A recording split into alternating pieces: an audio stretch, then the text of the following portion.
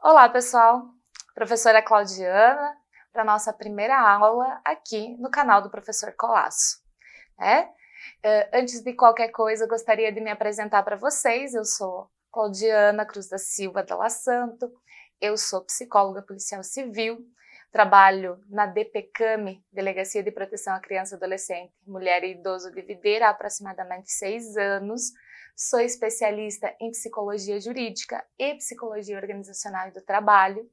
E a gente vai ter o início da nossa aula, da nossa preparação para os nossos concursos, para os nossos estudos. Certo, pessoal? Então, justamente dentro disso, eu quero que vocês pensem comigo o que vai acontecer. Eu preparei o conteúdo que, na minha opinião e na opinião do meu colega André, que também é professor aqui, tem maior prevalência na ocorrência dos concursos públicos, nas provas, Então, o que eu trouxe para vocês? Psicopatologia, transtornos mentais. Na prova de 2010, para vocês terem uma noção, mais de 20 questões foram baseadas em transtornos mentais, transtornos de personalidade, os transtornos parafílicos. Então, é um assunto em alta, um assunto que a gente precisa focar, que a gente precisa aprofundar, porque não é presunção da minha parte acreditar que em 40 minutos ou em alguns módulos que a gente vai ter, eu vou conseguir repassar 1000 páginas de um DSM-5 para vocês. Mas a ideia é mostrar caminhos, a ideia é mostrar e apontar como que vai ser esse funcionamento para que vocês possam aprofundar em casa. Quem me conhece sabe que eu gosto muito da didática, da sala de aula, Então eu tento, apesar de ser um conteúdo bastante denso, porque os transtornos mentais são densos, e aqui a gente está falando de fato de transtornos pesados com muitos conceitos, tentar flexibilizar e tornar um pouco mais leve isso tudo. E para isso eu trouxe várias questões de provas mais atualizadas, porque o último concurso da Polícia Civil foi em 2010, então tem algumas coisas que estão muito desatualizadas. Mas a gente vai focar muito naquilo que a gente precisa aprender e aquilo que a gente precisa aprofundar principalmente. Então, vem comigo aqui na tela. A gente, quando fala de saúde mental, esse nosso termo, saúde mental, a gente está falando que não é a ausência de doença, mas sim uma condição de bem-estar biopsicossocial. Ah, Claudiana, mas esses são conceitos simples, sabemos que todos somos colegas psicólogos. Porém, para que a gente possa falar de transtorno mental, a gente precisa entender esses 3 pontos fundamentais do ser humano. Quando a gente fala de questões orgânicas, certo? A questão do psiquismo e a questão social, ok? Então, esses são os 3 nortes da saúde mental e do desequilíbrio dessa saúde mental quando a gente fala de transtornos mentais, certo? Volta aqui comigo. O que acontece? A gente precisa entender que a doença mental é o sofrimento psíquico, ok? Mas você falou que é orgânico, é psíquico e é social. Sim, nós estamos falando de sofrimento psíquico que afeta tanto a questão orgânica quanto a questão social, de trabalho, da vida, da família. Então, é nesse sentido que eu estou falando para vocês. Isso parece básico, mas são conceitos importantes que a gente precisa, de fato, aprender, precisa, de fato, discutir. Por isso que eu trouxe aqui para vocês o conceito primário, vem na tela de novo comigo, de psicopatologia. O que é o psico, Psiquismo, pato, doença, e logia, o estudo. Então, é o estudo das doenças mentais. Mas para isso, gente, eu preciso que vocês entendam algumas questões principais. Por quê? Quando eu falava de desequilíbrio no organismo, no psiquismo e na adaptação social, a gente precisa ter claro que a gente vai falar de transtornos mentais. Porém, a gente sabe que nós somos seres humanos, estamos trabalhando com subjetividade. E aí o que acontece? Né? A gente está falando muitas vezes de prevalências. Então, nós vamos falar muito sobre o DSM-5 e lá ele tem os seus critérios, né, para se classificar um transtorno psicológico, um transtorno mental. Porque algumas vezes, vocês melhores do que eu sabem, que a pessoa está com comportamento atípico ou socialmente não esperado. Então, assim, não necessariamente que ela esteja já desenvolvendo um transtorno psicológico, ou às vezes, em decorrência de alguma situação, ela está em sofrimento subjetivo, está com algum tipo de prejuízo, mas que não vai ter os critérios suficientes para se enquadrar dentro de um transtorno psicológico ou numa disfunção psicológica. O que seria essa disfunção psicológica? Que não atende todos os critérios do DSM-5, porém, né, já tem alguns sinais de que pode vir a desenvolver esse transtorno psicológico. O nosso foco, então, é no transtorno mental, certo? Então, nas doenças mentais, nosso foco é na questão dos sintomas, certo? Que eu tô falando para vocês, e das questões sugestivas, né? Diferentemente, vem aqui comigo, volta comigo, para mim explicar para vocês. Nós estamos falando de sintomas e sintomas subjetivos. Claro que a gente sabe que alguns transtornos mentais, ele também traz sintomas orgânicos, nós vamos falar no decorrer dessa aula aqui hoje. Mas o que precisa ficar bem claro para vocês é que, diferente das outras especialidades médicas, o transtorno mental ele está falando sobre subjetividade. Então, na hora de interpretar isso, na hora de um concurso público, precisa ficar claro, certo? Fechado essa nossa primeira parte, eu gostaria de dizer para vocês que a gente não tem como aprofundar todos os transtornos mentais, certo? Nós vamos falar de todos praticamente, os transtornos mentais citados no DSM-5, mas nós também vamos falar dos transtornos de personalidade e os transtornos parafílicos. Porém, algumas coisas a gente vai somente citá-las. Por quê? Porque não tem muita prevalência nesse contexto de prova e de concurso. E é isso que a gente precisa focar. O objetivo dessa aula aqui é olhar para vocês e dizer que vocês precisam aprofundar nisso aqui, vocês precisam prestar atenção nesse tipo de conceito. Então, é isso que eu quero trazer para vocês. E aí, a gente vai começar em si a falar na primeira folha, na primeira página do nosso querido manual, né? Nosso querido manual de transtornos, que é o DSM-5. Eu coloquei aqui para vocês na tela, tanto o DSM-5 quanto o CID-10.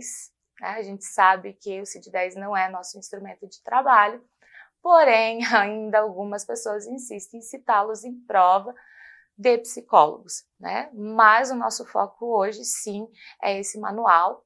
Então, precisamos abri-lo. Se faz muito tempo que vocês não abrem, abram, vejam. Vou dar alguns nortes para vocês sobre ele. E aí vamos começar, né, pelas primeiras folhas, pelas primeiras páginas desse DSM-5, que são os transtornos de neurodesenvolvimento. Ah, Claudiana, tudo bem, mas isso aí não cai muito. Não tem muita ocorrência, mas cai. Então, o que eu trouxe para vocês? Vem aqui na tela, acompanha comigo, que é muito importante. Ao longo das aulas, vocês vão ver que a gente pegou e montou uma tabelinha sobre todos eles. Não deixei de citar nenhum para que vocês possam ler, para que vocês possam aprofundar. Porém, alguns destaques são importantes. Vamos sublinhar aqui comigo.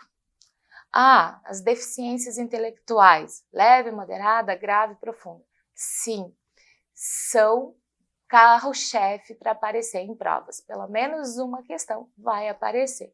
Então, a gente precisa fazer e saber e entender sobre esses diagnósticos das deficiências intelectuais, essa diferenciação principalmente de grau, né? E como que se dá isso.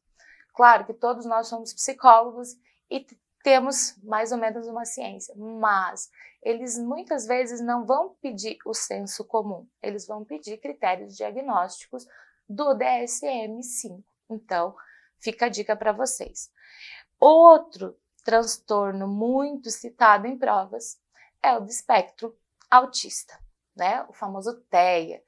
Ah, mas isso é de criança. Sim, mas é popularmente conhecido. E aí eles fazem muitas jogadinhas de entender, daqui a um pouco vocês vão entender comigo quando eu trouxe um exercício prático para vocês, como que muitas vezes o autismo aparece em provas, porque ele aparece, certo? E também nós temos um outro que hoje em dia não está tão em alta quanto estava antigamente, que é o transtorno de déficit de atenção e hiperatividade, o TDAH, né? Então, antigamente ele tinha uma maior prevalência porque ele estava em alta, ele estava popular, né? Essa questão do transtorno de déficit de atenção, essas alterações até mesmo em adultos, embora seja transtornos de neurodesenvolvimento que aparece na primeira infância, já em muitos deles, né? Então é essa questão. Vocês estão vendo ainda na tela? Eu fiz esses 3 destaques porque de fato é onde a gente precisa focar nossa atenção.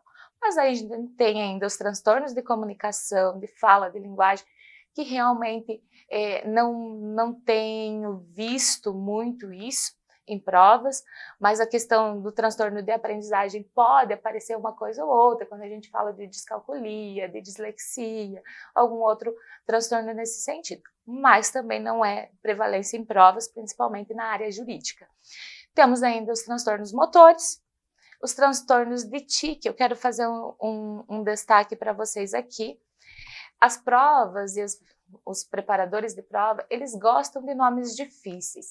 E a gente sabe que na psicologia, principalmente nos transtornos mentais, nós temos alguns nomes difíceis. Agorafobia, transtorno de Tourette, outros termos que, por acharem, eles precisam fazer a eliminação. Então, eles acabam utilizando mais esses conceitos. Pode aparecer alguma coisa, são os transtornos de tique, de movimentos repetitivos, mas não é muito comum, certo? Então, volta aqui comigo e aí eu vou dizer para vocês. Os transtornos de neurodesenvolvimento têm início na infância e aí a gente permanece até a vida adulta. Dificilmente uma pessoa autista na infância vai deixar de ser autista na vida adulta, certo? E aí eu quis trazer para vocês algumas questões práticas, muito práticas, que são os exercícios. Ao final de cada conteúdo, a gente vai fazer um exercício prático, porque não adianta eu só estudar conteúdo e não fazer questão. Isso é básico. Então, uma dica que eu posso deixar aqui hoje para vocês é essa. Estuda conteúdo, faz questão, certo? Então, vem comigo de volta para a tela. A gente vai ver uma questão de 2020, é de prefeitura, mas a gente vai falar um pouquinho sobre essa questão. Sobre os transtornos, achei fantástica ela, sobre os transtornos de neurodesenvolvimento, representa um grupo de condições com início no período de desenvolvimento, sua manifestação acontece cedo no desenvolvimento, em geral de criança ao ingressar na escola, sendo caracterizado por déficits no desenvolvimento que acarretam prejuízos no funcionamento pessoal, social, acadêmico ou profissional, certo? Então, o que acontece? Ele está pedindo a alternativa correta. Essa é uma alternativa correta, que era aquilo que a gente estava acabando de falar. Alternativa 2, os transtornos de deficiência intelectual. Lembra que eu falei para vocês, os 3 transtornos principais que aparecem. Essa questão matou aquilo que a gente estava falando antes.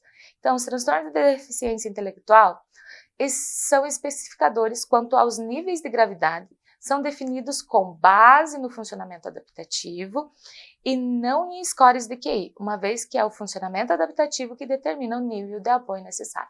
A gente sabe que o QI nos auxilia nisso, nos auxilia porém, sim, é o funcionamento adaptativo que vai fazer o enquadramento entre leve, moderada, grave. Então, essa questão também está certa, né? Então, fazer destaque aqui para vocês que a 1 está certa, a 2 está certa. E aí a gente fala na 3. Dentro dos critérios de diagnóstico do transtorno de espectro autista, é considerado que os sintomas devem estar presentes precocemente no período do desenvolvimento, mas podem se tornar manifestos até que as demandas sociais excedam as capacidades limitadas ou podem ser massacrados por estratégias aprendidas mais tarde na vida. Essa questão também está certa, gente. Então, e o item 4, né, sobre as consequências funcionais do transtorno de déficit de atenção. Então, hiperatividade aparecendo também. Apareceu, né, as deficiências intelectuais, o espectro autista e o déficit de atenção, como eu falei para vocês.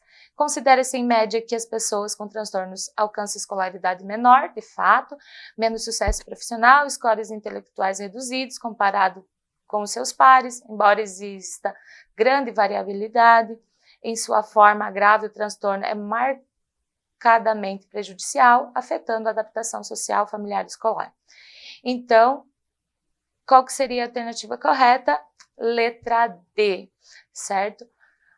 Prestar atenção que caiu exatamente aquilo que eu falava para vocês anteriormente? Prestem bastante atenção nesses 3 transtornos. Claro que é uma questão, no meu entendimento, um pouco mais simples, mas às vezes alguma coisa ou outra a gente se atrapalha. E aí eu trouxe mais uma questão para vocês entenderem um pouquinho sobre isso. E também para entender o espectro autista e como que ele pode aparecer. Tome muito cuidado com questões de verdadeira e falsa, então vem comigo na tela novamente, que eu quero mostrar para vocês. São questões que, por mínima interpretação, a gente acaba se atrapalhando, né? O que acontece? Vamos ler as alternativas e já vamos tentar respondê-las. Estudos demonstram que a identificação precoce dos sinais dos sintomas de risco para o desenvolvimento de TEA é fundamental, pois quanto antes o tratamento for iniciado, melhores são os resultados em termos de desenvolvimento cognitivo, linguagem e habilidade social. Essa questão, ela é o quê? Verdadeira, né, gente? Então, a gente sabe disso, que ela é uma questão verdadeira. Vamos para a próxima. Apenas um percentual muito pequeno, de 10 a 20% do TEA, também apresenta deficiência intelectual. Infelizmente, não, né? Nós temos um percentual muito maior, principalmente porque alguns não conseguem desenvolver a questão da linguagem, e aí o cognitivo também fica prejudicado nesse sentido. Então, essa questão é falsa. Apresenta déficits persistentes na linguagem, impactando a sua capacidade de comunicação e interação social. Se pudéssemos definir o autismo, essa questão teria definido, então ela é verdadeira. E os sintomas podem ser identificados apenas mais tarde, na fase da adolescência tardia ou mesmo no adulto. Não, a gente sabe que acontece na infância, então é falsa. Então, sabendo dessas questões, a alternativa que nos resta é a letra B. Certo? Estamos aqui e fechamos então os transtornos de neurodesenvolvimento, ok? Vamos então para algo mais complexo. Focamos nisso, prestamos atenção, aprofundamos um pouquinho nos transtornos de neurodesenvolvimento e agora a gente vai entrar em algo um pouco mais complexo, que é o espectro da esquizofrenia. E os outros transtornos psicóticos, gente, muito importante. Isso aqui cai sempre em prova, muitas vezes mais do que uma ou duas questões relacionadas ou correlacionadas aos transtornos psicóticos, as psicoses, as neuroses. Então, a gente está falando, vem comigo na tela de volta, de um transtorno mental grave e de maior prevalência com sintomas psicóticos, né, que tem a ruptura da realidade, alterações na percepção, alterações das emoções, cognições e pensamentos, né, gerando os famosos delírios, as alucinações, as alterações de comportamento, Então, o que acontece? Muitas vezes esses indivíduos têm uma consciência precária da sua doença, certo? Então, esse é um dos transtornos que a gente precisa aprofundar. Ele tem vários critérios para diagnóstico, né? Mas um ponto fundamental que eu trouxe para vocês são os domínios sobre os transtornos psicóticos. Quando eu falo transtornos psicóticos, a esquizofrenia está inclusa nele. Que domínios são esses, Claudiana? O que acontece? Nós estamos falando, né? Acompanha na tela e depois volta aqui comigo. Primeiro vamos acompanhar. Estamos falando de delírios, a gente está falando de alucinações, de desorganização do comportamento, comportamento motor grosseiramente desorganizado também, e os sintomas negativos. Nós vamos falar de cada um deles. Então, eu queria que vocês voltassem aqui comigo um pouquinho. Estamos falando de delírios e alucinações. Nós precisamos do conceito básico disso. Nós precisamos saber essa principal diferença. O que é um delírio e o que é uma alucinação. Então, o delírio é algo que foge da realidade. Não que a alucinação não seja, mas são crenças fixas, normalmente de variados temas diferentes. Temos a questão, volta comigo na tela, a questão normalmente do delírio persecutório, ou religioso, ou de grandeza, né? De imaginar que eu sou um príncipe num castelo e que tem pessoas me perseguindo porque querem me matar. Então, esse é o delírio, né, que a gente enquadra dentro dos transtornos psicóticos, certo? E aí, volta para a tela de volta. Tá, mas qual que é a diferença entre delírios e alucinações? As alucinações são alterações da sensopercepção. O que é? Uma percepção sensorial sem a presença de um estímulo. Normalmente, a gente está falando de alucinações auditivas, principalmente na esquizofrenia. Então, volta aqui comigo. A gente sabe que popularmente a esquizofrenia ela tem a sensopercepção nas questões do ouvir, mas lá não vai aparecer dessa forma. Então, são alucinações auditivas. Precisa ficar claro esse conceito para a gente. Então, assim, eu escuto que o homem está falando aqui na minha cabeça agora, mas não tem ninguém aparecendo. Popularmente é isso. Mas pode acontecer não só auditiva como visual. Eu estou enxergando a Maria aqui comigo, ela está aqui comigo, então a visual também, e o sentir, eu sinto o cheiro de alguma substância, de alguma droga. Então essa também é a questão das alucinações. São dois pontos importantes dentro do transtorno de esquizofrenia e dos transtornos psicóticos também. Ainda a gente tem a questão da desorganização do pensamento e do discurso, aquele discurso muito atrapalhado, né? Pode voltar comigo lá na tela. Então a gente sabe que eu misturo, estou falando da minha mãe e daqui um pouquinho eu já estou falando do Batman. Então essa questão de desorganização do pensamento ela é muito presente e aceleração também muitas vezes. E a gente ainda também tem a questão do comportamento motor grosseiramente desorganizado ou anormal, incluindo a catatonia, né? Então, alguns movimentos, pode voltar aqui comigo de volta. O que acontece? Movimentos repetitivos, muito agitados, ou a gente tem a catatonia mesmo, que fixa o olhar e permanece ali por muito tempo, não tem reações. E aí a gente fala também, volta lá na tela, dos sintomas negativos, né? Que os principais deles são a expressão emocional diminuída e a avolia, né? Então, é essa questão da gente focar nossa atenção, né? O que é a avolia? É a redução mesmo de atividades, passa por horas, olhando para o mesmo ponto, para o mesmo lugar, com expressões emocionais diminuídas. Então, esses são os 5 domínios, gente, que eu preciso entender quando eu falo de transtornos psicóticos, certo? Não tem como fugir disso. Claro que a gente tem vários outros critérios diagnósticos que eu preciso que vocês aprofundem, mas a questão em si é essa. Então, vamos partir, vem de volta comigo na tela, ok? A gente vai falar dos principais transtornos psicóticos.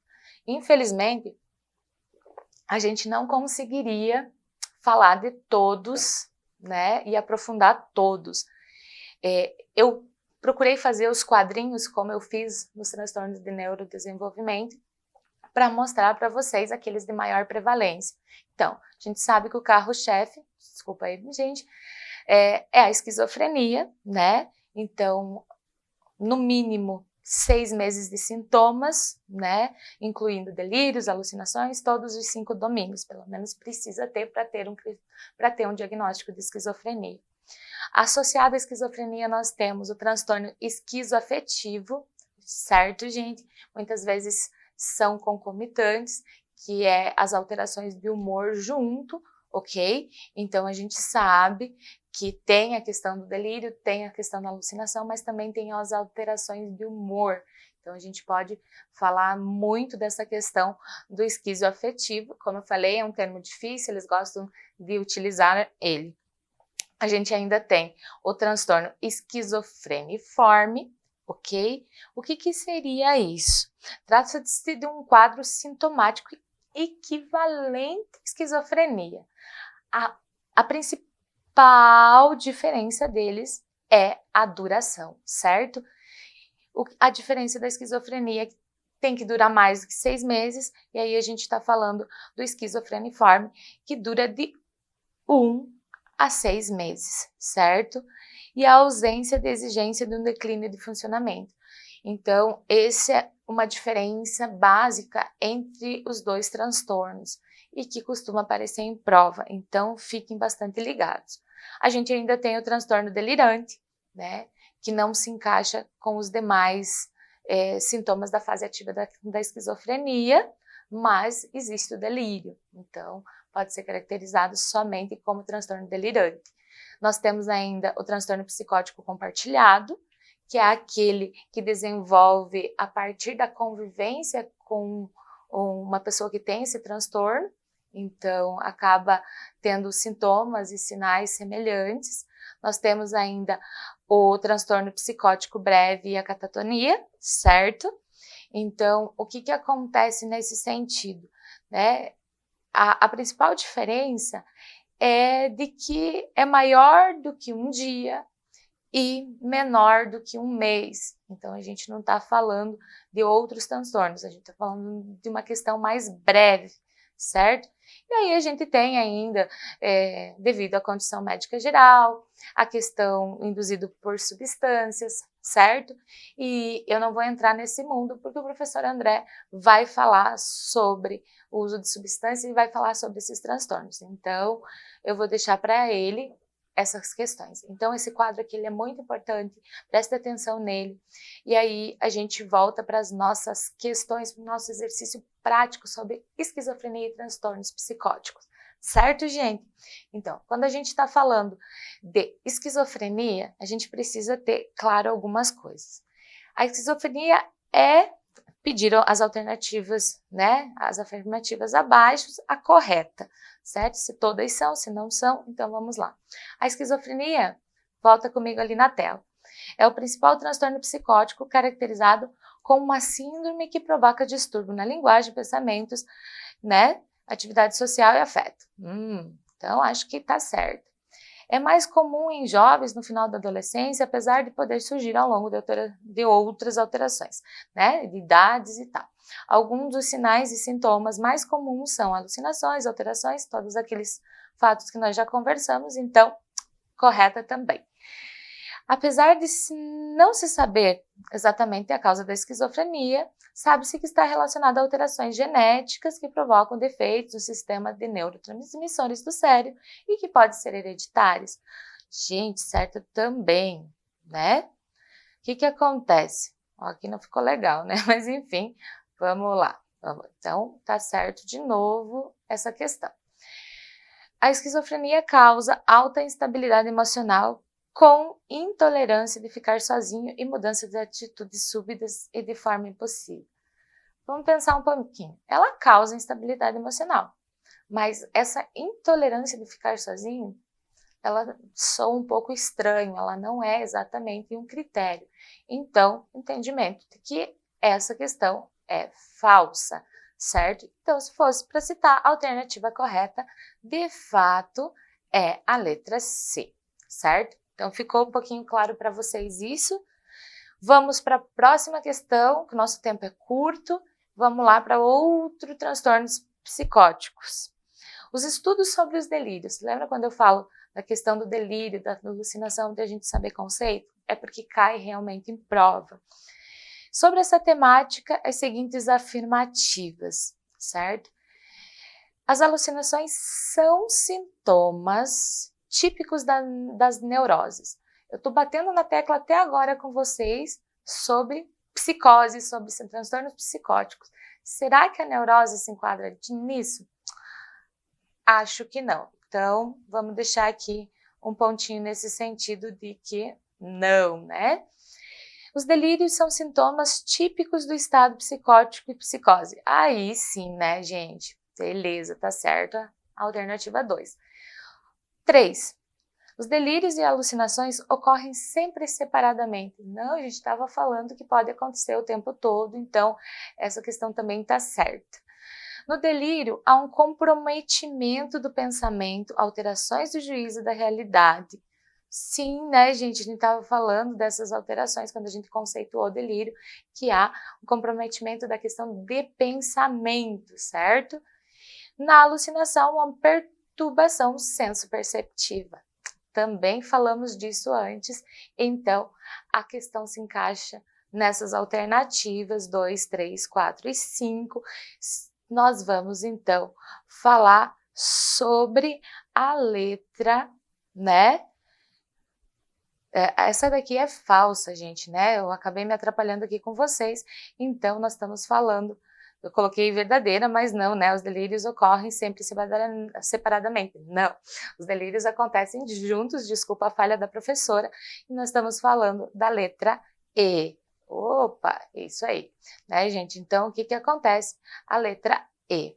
Me atrapalhei um pouquinho, mas é isso. Então, alternativa 2, delírios e alucinações podem acontecer juntos ou separados, mas não sempre separadamente. Reforço a ideia com vocês, certo? Peço desculpa pela minha falha aí, mas acontece. Gente, e aí nós estamos falando de outro transtorno muito importante, que é o transtorno, né, bipolar e transtornos relacionados. Antigamente, eles apareciam juntos, certo? Aos transtornos de humor, junto à depressão. Foi separado no DSM-5. E o que eu preciso que vocês foquem? Em alguns termos. A gente sabe que é um transtorno de humor e a gente sabe de 2 termos principais, que é a mania, a hipomania e a depressão. É isso que eu quero que vocês foquem dentro do transtorno bipolar. Então, vem comigo que eu quero explicar um pouquinho para vocês que há 3 tipos de transtornos bipolar, né? O bipolar tipo 1, o tipo 2, o bipolar inespecificado, e nós temos uma questão importante nisso tudo, que é o transtorno ciclotímico. Eles gostam de fazer pegadinha nas questões a respeito disso. Ele não é um transtorno bipolar, ele é um transtorno relacionado ao transtorno bipolar, certo? Então fica ligado. Qual que é a questão principal do transtorno bipolar tipo 1? A mania. Gente, a mania, né? Deixa eu voltar aqui um pouquinho. A questão da mania, nós já vamos falar sobre ela. Então, no tipo 2, a questão dos episódios depressivos e a hipomania também. E o inespecificado é que não chega a critérios bem claros para chegar nem ao tipo 1 nem ao tipo 2, certo? Então, né, eu quero deixar para vocês aqui os principais sintomas de mania. Não vou ler todos eles agora, mas a gente sabe que a mania ela é um humor persistente, elevado, expansivo, com a autoestima elevada, roupas extravagantes, fuga de ideias, falar mais do que o habitual, né? A professora não tem, né, mania, tô brincando com vocês, mas no sentido assim, porque eu falo bastante, mas no transtorno bipolar isso é muito acentuado, ele não deixa outras pessoas falarem muitas vezes, se colocam em situações de risco, em jogos de azar, e se sentem super poderosos, certo? Essa é a fase da mania. Na fase da mania ainda a gente pode ter a mania psicótica, que está aqui para vocês, até com sintomas delirantes e tal. Então, precisa ficar ligado que essa é uma das fases do transtorno bipolar, ok? E a gente tem a hipomania, né? Que a prevalência, de fato, normalmente tem a questão de episódios maiores deprimido, mas também tem um humor elevado, mas não com a mesma intensidade que é na mania, nos episódios maníacos. Então, o que acontece? A gente tem muito menos a questão exacerbada, mas tem e mais a questão do deprimir na questão da hipomania, certo? E aí a gente tem, então, a questão de depressão, características muito da depressão maior, humor deprimido, vontade de não fazer as coisas, a insônia, sentimento de inutilidade, entre outros. Então, isso é um ponto importante para vocês prestarem atenção, que são, presta atenção na tela, a mania psicótica, a hipomania, a depressão e as características mistas. E quando o transtorno bipolar está nas características mistas, a gente precisa se preocupar com uma questão muito importante, que é a questão do suicídio. Então, é nesse ponto que eu quero deixar para vocês o alerta. Normalmente é quando varia muito em sintomas depressivos, de mania, tem uma leveza, daí uma leve melhora, aí volta para a mania de volta. Então, a gente tem essa questão bem presente, certo? Então, estamos definidos quanto ao transtorno bipolar. E aí, para a gente pensar, eu trouxe umas questões também. Gente, precisa fazer questão, não adianta, a gente precisa materializar o conteúdo. Então, vai comigo de volta na tela, que a gente tem uma questão do ano de 2021, tentei trazer questões bem atualizadas. Quando a gente fala do transtorno afetivo bipolar, é um transtorno de humor caracterizado pela alternância de episódios de depressão, mania e hipomania, aquilo que a gente estava falando. Episódio maníaco pertence esse transtorno sobre o seu tratamento. Então, nós estamos falando de episódios maníacos, nós estamos falando de mania. Então, vamos lá para a alternativa correta. Vamos ver se eu consigo escrever no tablet do jeito certo, não errar de novo. Então, vamos lá. O paciente deve ser imediatamente avaliado quanto ao risco de comportamento agressivo, suicídio, grau de insight, discernimento, quanto ao seu transtorno e a capacidade de aderir ao tratamento. Vamos pensar um pouquinho. O tratamento deve ser feito preferencialmente com a combinação de um estabilizador do humor e com um antipsicótico. Quando a gente estudou psicofarmacologia, vou dizer para vocês que essa é a questão certa, gente. Ainda a gente tem o uso de antidepressivos, inibidores seletivos de receptação de serotonina. Então, assim, o tratamento deve ser feito preferencialmente em monoterapia, que é o uso somente de um medicamento. Não é isso, a gente precisa, tá? Normalmente as pessoas não têm esse comportamento agressivo. Então, o que acontece? A gente tem a letra B como alternativa correta, certo? Sim, precisamos do estabilizador do humor e do antipsicótico, porque ele é um transtorno grave, também não chega a ser um transtorno psicótico, mas muitas vezes desenvolve a questão da mania psicótica com questões de delírios e alucinações também, certo? Então, seria essa a alternativa correta. Vou trazer mais uma questão para vocês, certo? Que estou falando para vocês das questões de hipomania, mania. Vamos lá para a questão também de 2021. Em pessoa com transtorno ciclotímico. Lembra dessa questão para vocês? Não sei se eu falei ou aprofundei um pouquinho isso com vocês, mas vamos pensar agora. Ocorrem episódios relativamente leves e curtos de euforia, hipomania, se alteram com episódios leves e curtos de tristeza, depressão. Ele conceituou o transtorno ciclotímico. Então, beleza. Qual afirmativa expressa melhor esse transtorno? Gente, presta atenção, né?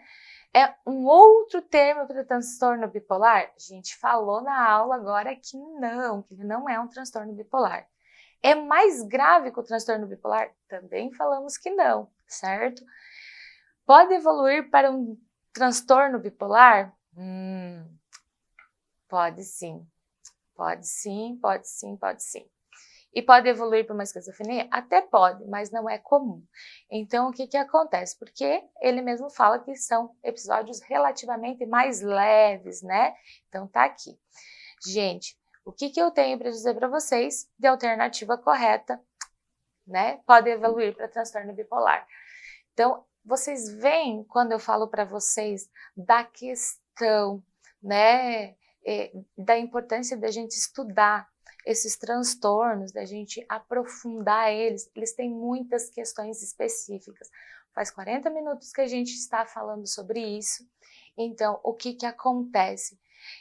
Eu passei uma pincelada sobre ele, mas vocês viram na hora de fazer as questões a importância e da forma como eles aparecem, de várias formas diferentes, mas não foge nada daquilo que está dentro do DSM-5. Então, precisamos aprofundar. No próximo módulo, a gente vai falar ainda de transtornos depressivos, a gente vai falar de transtornos de ansiedade, transtornos de trauma. Então, eu aguardo vocês, bons estudos, né? Aprofunda um pouquinho aí nisso e a gente se vê na próxima aula, tá, gente?